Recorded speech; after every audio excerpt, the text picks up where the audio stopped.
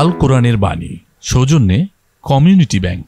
আউযু বিল্লাহি মিনাশ শাইতানির রাজীম। বিসমিল্লাহির রহমানির রহিম।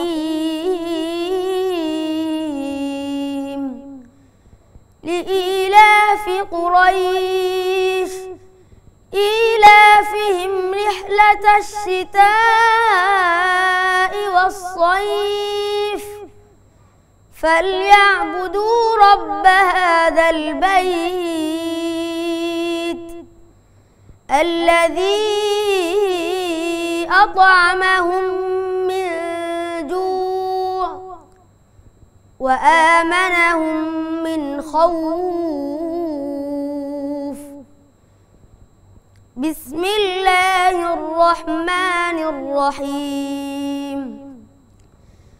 أرأيت الذي يكذب بالدين فذلك الذي يدعو اليتيم ولا يحض على طعام المسكين فويل للمصلين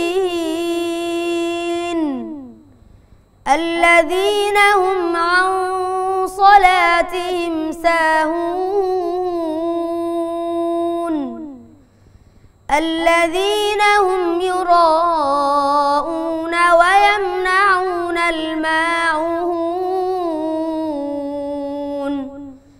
صدق الله العظيم. কমিউনিটি ব্যাংক, সবার ব্যাংক। আসসালামু আলাইকুম রহমতুল্লাহি ওয়া বারাকাতুহু। বিসমিল্লাহ ওয়াসসালাতু ওয়াসসালামু আলা রাসূলিল্লাহ ওয়া বা'দ। আমরা খুবই চমৎকার সুরে কুরআনুল কারীমের খুবই গুরুত্বপূর্ণ দুটি সূরা, সূরাতুল মাউন এবং সূরাতুল কুরাইশের তেলাওয়াত শুনলাম। দুটো সূরাই মক্কায় নাজিল হয়েছে এবং ইন্টারেস্টিংলি দুটো সূরাই কিন্তু কুরাইশদেরকে কেন্দ্র করে নাজিল হয়েছে। এবং সূরাতু কুরাইশের কথা যদি আপনি বলেন, আল্লাহ তাআলা বলেছেন লিইলাফি কুরাইশিন ইলাফিহিম, কুরাইশদের আসক্তির কথা আমি তাদেরকে স্মরণ করিয়ে দিতে চাই। তারা যে ব্যবসা বাণিজ্য করে তারা কিন্তু মরুভূমিতে জন্ম নিয়েছে, মরুভূমিতে তারা বেঁচে উঠেছে। এখানে কোনো পানি নাই, এখানে কোনো খাদ্য নাই, এখানে কোনো ফসল উৎপাদন হয় না। কিন্তু এই জায়গায় আমি তাদের জন্যে খাদ্যের ব্যবস্থা করেছি, পানীয়ের ব্যবস্থা করেছি। এটা আমি তাদেরকে ওয়ার্ল্ড ট্রেড সেন্টার, পৃথিবীর ব্যবসার কেন্দ্রবিন্দু বানিয়ে দিয়েছি।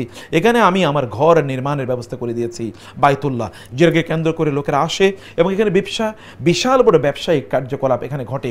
অতএব এরা এখানে না খেয়ে মারা যাওয়ার কথা ছিল। এরা এখানে মানে খুবই মরুদস্যুদের কাছে, তারা দস্যুদের মাধ্যমে তারা আক্রান্ত হয়ে মরে যাওয়ার কথা ছিল, ছিন্ন বিচ্ছিন্ন হয়ে যাওয়ার কথা ছিল। অথবা এখানকার যে বিভিন্ন ধরনের ভয়ঙ্কর প্রাণীগুলো তাদেরকে ছিন্ন বিচ্ছিন্ন করে ফেলার কথা ছিল। কিন্তু আল্লাহ তো তাদেরকে মানে আতআমাহুম মিন জু ওয়া আমানাহুম মিন খাউফ, আল্লাহ তাআলা তাদেরকে নিরাপত্তা দিয়েছেন, তাদেরকে খাদ্য দিয়েছেন only because of this house, এই ঘরের কারণে, এই বাইতুল্লাহর কারণে। এই বাইতুল্লাহ মানে আল্লাহর ঘর। অতএব তারা আল্লাহকে ভুলে গিয়ে তারা কিসের ইবাদত করছে? আল্লাহকে ভুলে গিয়ে তারা কোন লক্ষ্যে পানে তারা ছুটছে? তারা তো ভুল পথে আছে। ফলে আল্লাহ সুবহানাহু ওয়া তাআলা যে তাদেরকে নিয়ামত দিয়েছেন এই কথা আল্লাহ তাআলা স্মরণ করেছে। এবার লেটস কাম টু আস, আমাদের দিকে একবার আমরা আসি। আচ্ছা বলুন তো, আমাদেরকে কে সৃষ্টি করেছেন? মায়ের গর্ভে যখন আমরা বড় হয়ে উঠলাম, কে আমাদেরকে সৃষ্টি করলেন? আপনি এখন অনেক ক্ষমতা, আপনি এখন যুবক, অনেক শক্তি, আপনি এখন অনেক টাকা পয়সার মালিক, কারণ আপনি অনেক ব্যবসা বাণিজ্য করেছেন, আপনার এখন অনেক বুদ্ধি জ্ঞান, আপনি আল্লাহর অস্তিত্ব নিয়ে এখন আপনি চিন্তা করেন। কে আপনাকে বুদ্ধি দিয়েছে? আপনাকে সৃষ্টি কে করলো? আপনার এই শরীরের অর্গানগুলো ডেভেলপ কে করলো? আপনাকে অক্সিজেন কে দেয়? আপনার শরীরের অর্গানগুলো ফাংশন কার কারণে করে? কার জমিনে আপনি ঘুরে বেড়াচ্ছেন? এই বাপদাদারা কি কেউ জমিন বানিয়েছে? বৃষ্টি আপনি কোত্থেকে পান? সূর্যের আলো, এই সূর্য কে বানিয়েছে? আলো কে আপনাকে দেয়? এই যে আপনার রাত কে দেয়, আপনাকে দিন কে দেয়? এগুলো কি একবার আমরা চিন্তা করেছি? চিন্তা করিনি। এগুলো না চিন্তা করার কারণে আমরা কি করছি? এরপরে যে সূরাটি আল মাউন, ওই মাউনে যে বক্তব্য আছে সেভাবে আমাদের জীবনকে আমরা পরিচালনা করছি। আমরা আল্লাহকে অস্বীকার করি, পরকালকে অস্বীকার করি। কিন্তু আল্লাহ এবং পরকালকে অস্বীকারের দুটো প্রকাশ আছে। একটা প্রকাশ হচ্ছে যে আমরা আল্লাহ এবং আল্লাহ রাসূলের নির্দেশ অনুসারে চলি না, এটা হচ্ছে একটা। এর আরেকটা দিক আছে, আরেকটা ডাইমেনশন আছে, তাহলে সোশ্যাল ডাইমেনশন। আমরা মানুষের উপর জুলুম করি, অত্যাচার করি, গরিবদেরকে গলা ধাক্কা দিয়ে বের করে দিই, ইয়াতিমদের উপর জুলুম এবং অত্যাচার করি, অসহায়দেরকে আমরা নির্যাতন এবং নিপীড়ন করি, সাধারণ মানুষের টাকা পয়সা আমরা কুক্ষিগত করি, তাদের জন্য দান সাদাকা করি না, আয় ইনকাম করি কেবল নিজের জন্য, ফুর্তি করো, ফ্যাশন করো, ঘুরতে যাও পরিবারের সদস্যদেরকে নিয়ে, কেবল আরও আছে, আরও লাগবে, আমি আরও মানে ফ্যাশনেবল লাইফস্টাইল, আমি লাক্সারিয়াস লাইফস্টাইল আমি মেনটেন করতে চাই। কিন্তু আমার আত্মীয় স্বজন, পাড়া প্রতিবেশী অথবা আমার নিকটস্থ অনেক লোকজন আছে, আমার পরিচিত জন যারা আছে, তারা খুবই খারাপ জীবনযাপন করছে, খুবই কষ্টের মধ্যে তারা আছে, কিন্তু তাদের কথা আমরা একবারও চিন্তা করি না। এটাও কিন্তু দিনকে অস্বীকারের মতো একটা কাজ, যে কাজটি তৎকালীন কাফের এবং মুশরিকরা, মক্কার কাফের মুশরিকরা করতো। চলুন এই দুটো সূরা থেকে আমরা আমাদের জীবনে যা কিছু আমরা পেয়েছি, এটা সব আল্লাহর দান, আল্লাহ সুবহানাহু ওয়া তাআলা এর অনুদান। এই কারণে তার প্রতি আমরা কৃতজ্ঞ হই, এবং এই কৃতজ্ঞতা আমরা কেবল কিছু ইবাদতের মাধ্যমেই আমরা এটা করব, এর মাধ্যমে সীমাবদ্ধ যেন না থাকি।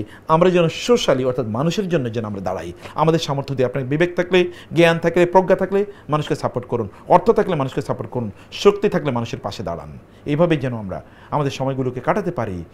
এইভাবেই আল্লাহ সুবহানাহু ওয়া তাআলার কাছে আমরা সেই শক্তি এবং সাহায্য প্রার্থনা করি, এবং এই দুটো সূরার এই শিক্ষা যেন আমাদের জীবনভর আমরা লালন করতে পারি, সেই তৌফিক আল্লাহ তাআলা আমাদেরকে দান করুন। আল্লাহুম্মা আমিন। আসসালামু আলাইকুম ওয়া রাহমাতুল্লাহি ওয়া বারাকাতুহু।